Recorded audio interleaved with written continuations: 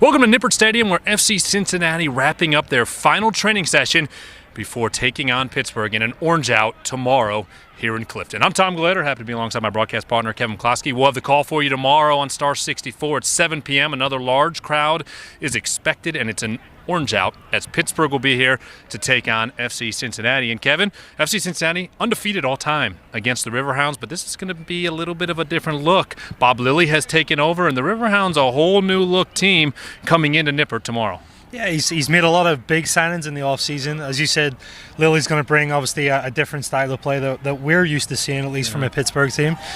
Some notable signings, obviously Nico is a player that's come in and kind of led the way and goals scored as well, the forward up top. So, you know, it's definitely going to be a different look for Pittsburgh, a different challenge and test for FC Cincinnati tomorrow night. Riverhounds off to their best start in USL-era soccer at 2-0-2. They have not allowed a goal this season. FC Cincinnati's had a little bit of struggle finding the back of the net. What can the Orange and Blue do differently to create opportunities? As you said, obviously the Pittsburgh team, again, unbeaten in 4 games, Tommy, so it's going to be tough. It's going to be a challenge. I think the biggest thing that FC Cincinnati have to improve on is finding their dangerous players. I talked about it last week in the broadcast.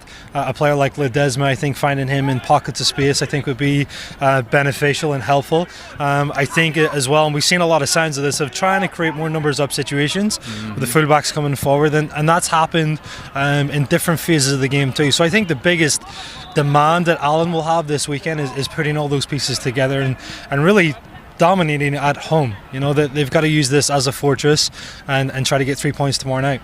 As we watch training here today, still waiting to see what the starting 11 will look like. But last Sunday in that draw at Bethlehem, the goal came from Nazmi Al-Badwi. Almost had a second to win it in the winning moments, but Naz looked pretty comfortable out there in his first appearance of the year. I think for a player like him too, I think that the more that he gets match fit, I think the more that you're going to see from him. No doubt about it. We've seen different sparks in training and games as well of that brilliance, and he's definitely a very attacking minded player playing in that 10 position. I think the more and more that you see him play, I think the more that the people will be impressed with him.